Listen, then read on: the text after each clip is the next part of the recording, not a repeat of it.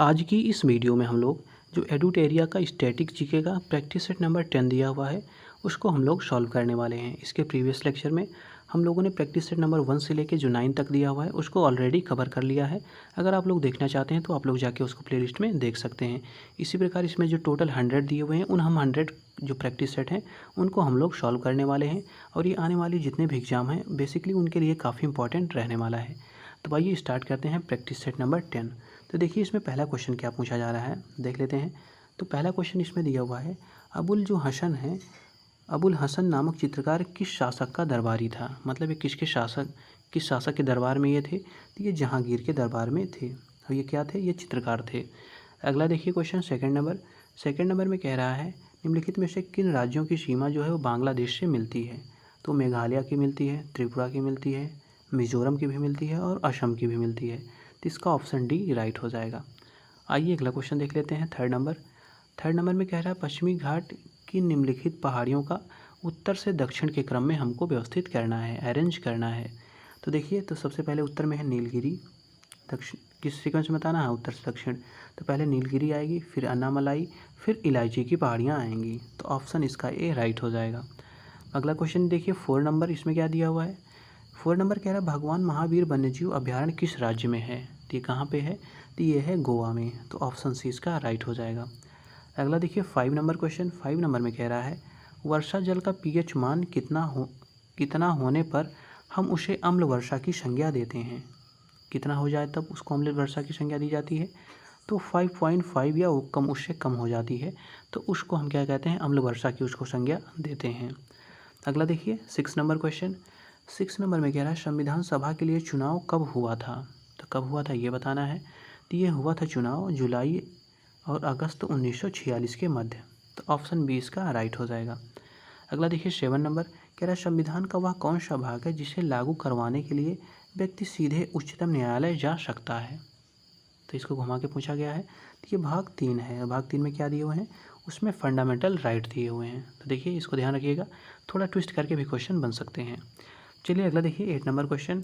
8 number में है स्वदेशी आंदोलन की शुरुआत किस अधिवेशन के बाद हुई थी, ये पूछा जा रहा है। तो ये हुई थी बेसिकली, ये बनारस जो अधिवेशन हुआ था उसके बाद इस आंदोलन की शुरुआत हुई थी। अगला देखिए, अगला क्वेश्चन कह रहा है 9 नंबर, इसमें कह रहा है चंपारण सत्याग्रह के प्रमुख किसान नेता कौन थे, इनका हमको नाम बताना है। तो इनका नाम था राजकुमार शुक्ल। तो ऑप्शन ए इसमें राइट हो जाएगा। अगला देखिए 10 नंबर क्वेश्चन। इसमें कह रहा है निम्नलिखित में से कौन सा प्रत्यक्ष कर नहीं है। तो यहाँ पे बताना है प्रत्यक्ष कर नहीं है। आइए देख लेते हैं। तो इसमें से जो दिया हुआ है सीमा शुल्क वो प्रत्यक्ष कर नहीं है, बाकी सब निगम कर, आयकर, ये सब डायरेक्ट टैक्स हैं। तो ऑप्शन सी इसमें राइट हो जाएगा। आइए 11 नंबर क्वेश्चन देख लेते हैं। तो 11 नंबर में दिया हुआ है कार्नेटाइट किस धातु का अयस्क या खनिज है। तो कार्नेटाइट है बेसिकली, वो किसका खनिज है, तो वो है यूरेनियम का। मोस्ट इम्पॉर्टेंट है, इसको ध्यान रखिएगा। जो कार्नेटाइट है वो किसका अयस्क है, तो वो यूरेनियम का अयस्क है। अगला देखिए 12 नंबर में कह रहा है द्विनाम पद्धति का प्रतिपादन किसने किया था। इनका नाम बताना है हमको। तो ये किया था लीनियस ने। तो ऑप्शन 20 में राइट हो जाएगा। अगला देखिए 13 नंबर क्वेश्चन। इसमें कह रहा है कि संविधान संशोधन द्वारा एक ही व्यक्ति को 2 या 2 से अधिक राज्यों का राज्यपाल बनाए जाने संबंधी प्रावधान किया गया है। तो किस संविधान संशोधन द्वारा ये किया गया था, तो ये किया गया था जो 7वां संविधान संशोधन हुआ था उसके द्वारा ये प्रावधान किया गया था कि कोई एक ही व्यक्ति हो सकता है, उसको 2 या 2 से अधिक राज्यों का राज्यपाल बनाया जा सकता है। तो इसमें ऑप्शन जो होगा ए राइट हो जाएगा। अगला देखिए 14 नंबर क्वेश्चन में कह रहा है बिहार में पंचायतों की वित्तीय स्थिति का पुनर्विलोकन करने के लिए निम्नलिखित में से कौन सा राज्य वित्त आयोग का गठन करता है। तो कौन करता है ये बताना है। तो करते हैं राज्यपाल। तो ऑप्शन सी इसमें राइट हो जाएगा। अगला क्वेश्चन देखिए 15 नंबर। इसमें कह रहा है गीत गोविंद के रचयिता जयदेव किस शासक के दरबारी कवि थे। किसके शासक थे ये, तो ये दरबारी कवि थे लक्ष्मण सेन के। अगला देखिए, अगला क्वेश्चन 16 नंबर। इसमें कह रहा है हंटर कमीशन की रिपोर्ट में किस के विकास पर विशेष है वो जोर दिया गया था। किसके विकास पर जोर दिया गया था, ये दिया गया था प्राथमिक शिक्षा के विकास पर जोर दिया गया था हंटर कमीशन में। अगला देखिए क्वेश्चन 17 नंबर। इसमें कह रहा है भारतीय संविधान का अनुच्छेद 244 है वो किससे संबंधित है, ये मोस्ट इम्पॉर्टेंट है, इसको ध्यान रखिएगा। तो ये अनुसूचित क्षेत्रों और जनजातीय क्षेत्रों का प्रशासन इससे ये रिलेटेड है। कौन सा अनुच्छेद है? 244। अगला क्वेश्चन देखते हैं 18 नंबर। 18 नंबर में कह रहा है बिहार में पंचायत का मुखिया अपना त्याग पत्र देता है। ये किसको देता है? ये जिला पंचायत राज पदाधिकारी को ये देता है। तो ऑप्शन डी इसमें राइट हो जाएगा। किसको देता है? जिला पंचायत राज पदाधिकारी को ये अपना पत्र या जो त्याग पत्र होता है उसको सौंपता है। अगला है 19 नंबर। इसमें कह रहा है निम्नलिखित में से कौन सा देश भू आवेष्टित नहीं है, मतलब बताना है कौन सा इसमें लैंड लॉक कंट्री नहीं है। तो आइए देख लेते हैं। अफ़गानिस्तान ये भी है, बोलीविया ये भी है, मंगोलिया ये भी है, लेकिन रूस नहीं है क्योंकि ये समुद्र की सीमा अपनी साझा करता है, इसलिए ये लैंड लॉक कंट्री नहीं है। अगला देखिए 19 नंबर हो गया। अब हम लोग 20 नंबर क्वेश्चन देखते हैं। तो 20 नंबर क्वेश्चन कह रहा है किस बौद्ध संगीत के दौरान विनय पिटक व सूक्त पिटक की रचना की गई थी? तो किसके दौरान ये की गई थी? तो ये जो प्रथम बौद्ध संगीति हुई थी उसके दौरान ये कार्य किया गया था। अगला देखिए 21 में कह रहा है 1937 के प्रांतीय चुनाव के बाद कांग्रेस ने कुल कितने प्रांतों में सरकारें बनाई थी? कितने प्रांतों में बनाई थी? तो बनाई थी 8 प्रांतों में। तो ऑप्शन सी इसका राइट हो जाएगा। अगला देखिए 22 में कह रहा है एक जीन एक एंजाइम सिद्धांत किसके द्वारा प्रतिपादित किया गया? तो किसको ये सिद्धांत किसने प्रतिपादित किया था? तो बीडल और टैटम, इन्होंने ये सिद्धांत का प्रतिपादन किया था। तो ऑप्शन सी इसका राइट हो जाएगा। आइए अगला क्वेश्चन देखते हैं। अगला क्वेश्चन कह रहा है सुमेलित हमको करना है, कौन किससे रिलेटेड होगा इसको देख लेते हैं। तो आइए स्टार्ट करते हैं। तो देखिए जो इरेप्सिन है वो किससे रिलेटेड है? तो वो पॉलीपेप्टाइड को एमिनो अम्ल में बदलना, ये इसका कार्य है। वहीं अगर हम लोग देखते हैं माल्टोज का कार्य क्या है, तो माल्टोज का कार्य है, माल्टेज का जो कार्य है वो माल्टोज को ग्लूकोज में ये बदलता है। वहीं अगर हम लोग लाइपेज को देखते हैं तो लाइपेज क्या कार्य करता है? ये शेष वसाओं को वसीय अम्ल व ग्लिसरॉल में बदलता है। और सुक्रेज जो है वो क्या कार्य करता है? तो वो सुक्रोज को फ्रक्टोज में बदलता है। तो इस प्रकार इसका ऑप्शन क्या हो जाएगा? इसका ऑप्शन हो जाएगा ऑप्शन डी। चलिए अगला क्वेश्चन देखते हैं 24 नंबर। 24 में कह रहा है पदार्थ का परमाणविक जो सिद्धांत है सर्वप्रथम किसने दिया था? तो किसने दिया था ये बताना है। तो ये दिया था जॉन डाल्टन ने। तो ऑप्शन बी इसका राइट हो जाएगा। अगला देखिए 25 कह रहा है धान से निकलने वाली गैस कौन सी है? पूछा जा रहा है धान से कौन सी गैस निकलती है। बेसिकली इसका कहने का तात्पर्य ये है कि जो धान के खेत रहते हैं जहाँ पे पानी भरे रहते हैं तो उनसे ये मीथेन गैस निकलती है। मतलब धान से समझे रहिएगा कि जो धान के खेत होते हैं वहाँ से ये बात की जा रही है। ऑप्शन इसका भी राइट हो जाएगा। अगला देखिए 26 में क्या दिया हुआ है। इसमें कह रहा है गुरुत्वाकर्षण बल निम्नलिखित में से किस स्थान पर सबसे ज़्यादा होता है? तो कहाँ पर सबसे ज़्यादा होता है ये बताना है हमको। तो ये होता है ध्रुवों पर।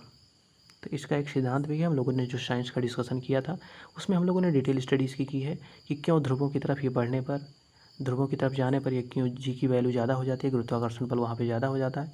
इसको आप लोग जाके साइंस के लेक्चर में देख सकते हैं। आइए 27 नंबर देख लेते हैं। 27 में कह रहा है सूची 2 को हम आपस में सुमेलित करना है। आइए इसको भी कर लेते हैं। तो देखिए जो विटामिन B1 है उसका क्या नाम है?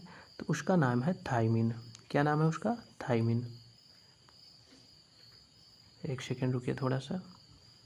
तो चलिए जो विटामिन B1 है वो किसका नाम है? वो थायमिन का नाम है। और वहीं हम लोग B3 की बात करते हैं तो उसका क्या नाम है? तो इसको नाम है निकोटिनिक अम्ल उसका नाम है।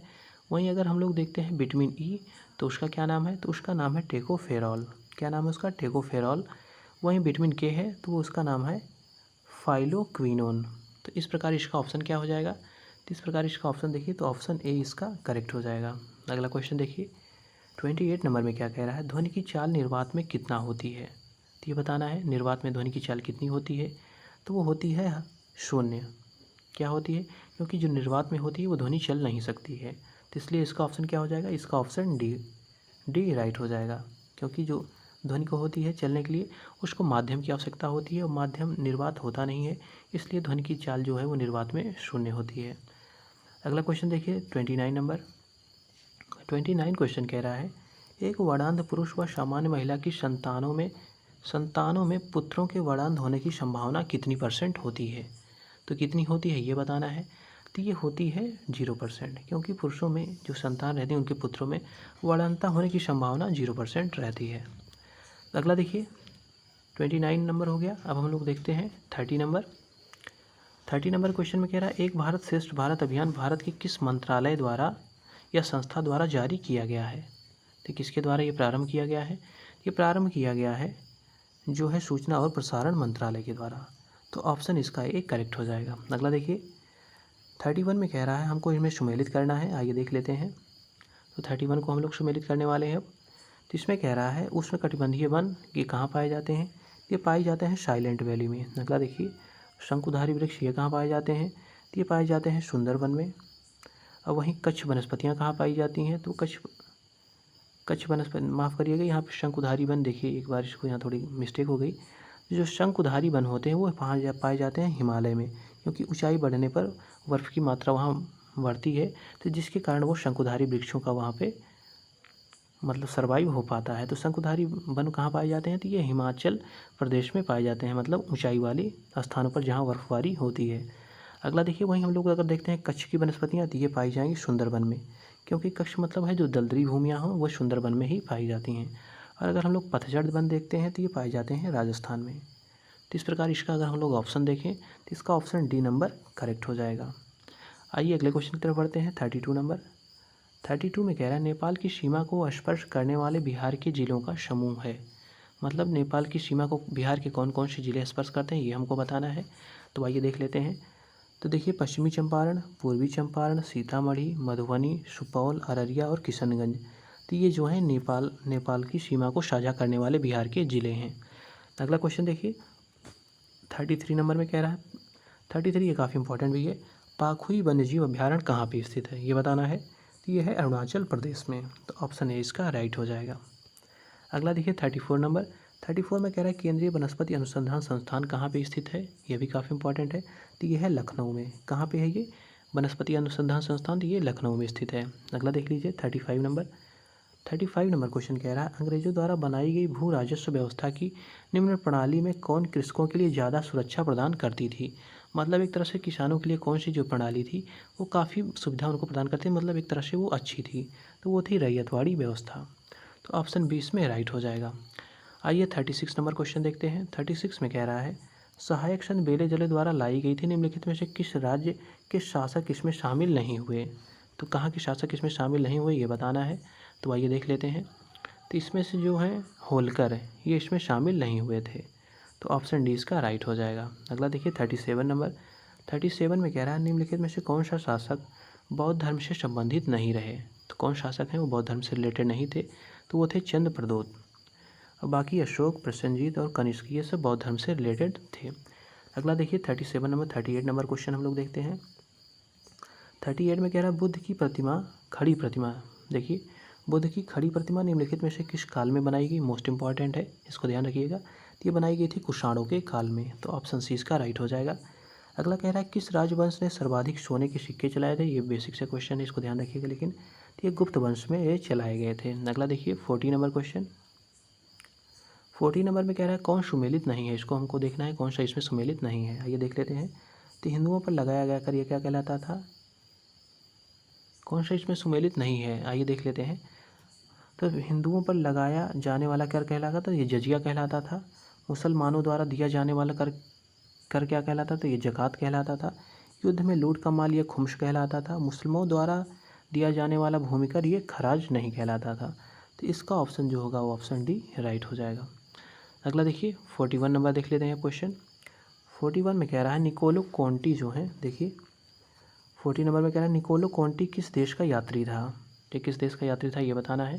तो ये था इटली का। कहाँ का था ये, इटली का। अगला देखिए 42 नंबर 42 में कह रहा है विजयनगर साम्राज्य का सर्वाधिक काल तक किस वंश का शासन रहा। तो किस वंश का वहाँ पे शासन रहा सर्वाधिक काल तक, तो वो रहा है संगम वंश का। तो 42 का ऑप्शन बी राइट हो जाएगा। अगला देखिए 43 नंबर इसमें कह रहा है निम्नलिखित में से कौन सा लोहे का अयस्क नहीं है। तो बताना है कौन सा अयस्क नहीं है, ये काफ़ी इंपॉर्टेंट भी है। तो इसमें से जो मैलेकाइट है वो इसका अयस्क नहीं है, बाकी हेमेटाइट, मैग्नेटाइट और सिडेराइट इसके अयस्क हैं। अगला देखिए 44 में कह रहा है हीरे का क्रिस्टल किस आकार का होता है। किस आकार का होता है ये, तो ये चतुष्फलकीय होता है। अगला क्वेश्चन देखिए 45 नंबर कह रहा है एशिया का सबसे पुराना शेयर बाजार है। कौन सा सबसे पुराना शेयर बाजार ये बताना है। तो ये है बॉम्बे स्टॉक एक्सचेंज, ये सबसे पुराना एशिया का है। अगला देखिए 46 नंबर देख लेते हैं। 46 में कह रहा है निम्नलिखित में से किस अर्थशास्त्री ने अवसर लागत का सिद्धांत दिया था। मोस्ट इंपॉर्टेंट है, इसको भी ध्यान रखिएगा। तो ये दिया था गॉडफ्रीड हैबरलर ने। किसने दिया था, गॉटफ्रीड हैबरलर ने इसका सिद्धांत दिया था, औसत लागत का सिद्धांत। अगला देखिए 47 नंबर, आइए देख लेते हैं। 47 में कह रहा है कौन निम्नलिखित में से हमको सुमेलित करना है। आइए इसको देख लेते हैं। तो 47 नंबर में आइए देखते हैं। तो इसमें कह रहा है ज्ञानपीठ पुरस्कार ये किस क्षेत्र में दिया जाता है। तो ये दिया जाता है साहित्य के क्षेत्र में। किस क्षेत्र में दिया जाता है, ये साहित्य के क्षेत्र में दिया जाता है। वहीं हम लोग भटनागर पुरस्कार देखते हैं तो वो किस क्षेत्र में दिया जाता है, तो वो दिया जाता है विज्ञान के क्षेत्र में। और अगला देखिए अर्जुन पुरस्कार है वो किस क्षेत्र में दिया है, तो वो खेल के क्षेत्र में दिया जाता है। वहीं दादा साहब फाल्के अगर देखिए तो वो सिनेमा के क्षेत्र में दिया जाता है। तो ऑप्शन बी इसका राइट हो जाएगा। अगला देखिए, अगला है 48 नंबर, इसको देख लेते हैं। 48 में कह रहा है कौन सी नदी जम्मू और कश्मीर से प्रवाहित नहीं होती है। तो ये बताना है कौन सी प्रवाहित नहीं होती है। तो आइए देख लेते हैं। जो सिंधु है ये भी प्रवाहित नहीं होती है, झेलम प्रवाहित होती है, चिनाब भी प्रवाहित होती है, और जो ये सतलज है ये भी प्रवाहित नहीं होती है। तो 48 का ऑप्शन हो जाएगा 1 और 4, मतलब सिंधु और जो सतलज है वो जम्मू कश्मीर से प्रवाहित नहीं होती है। तो इसका आंसर हो जाएगा 1 और 1 और 4। तो ऑप्शन ए इसका करेक्ट हो जाएगा। अगला देखिए 49 नंबर, इसमें कह रहा है निम्नलिखित में से मेडागास्कर की राजधानी है कौन सी है। मेडागास्कर की राजधानी, तो उसका नाम है एंटानानोरियो। क्या नाम है, एंटानानारियो। तो ये ऑप्शन ए जो इसका राइट ऑप्शन हो जाएगा। 50 नंबर में कह रहा है 2011 की जनगणना के अनुसार निम्नलिखित राज्यों में किसमें नगरीकरण का स्तर सबसे कम है या सबसे निम्न है। तो वो है पश्चिम बंगाल में। क्या है यहाँ पे, नगरीकरण का स्तर सबसे निम्न है। अब आगे देखिए, अगले कुछ इसमें कुछ एडिशनल इन्फॉर्मेशन दी हुई है जो काफ़ी इंपॉर्टेंट होने वाली है। आइए उसको भी देख लेते हैं। तो इसमें पहला कह रहा है पल्लव वंश का संस्थापक कौन था। तो ये सिंह विष्णु थे। इस वंश की राजधानी क्या थी, तो वो कांचीपुरम थी।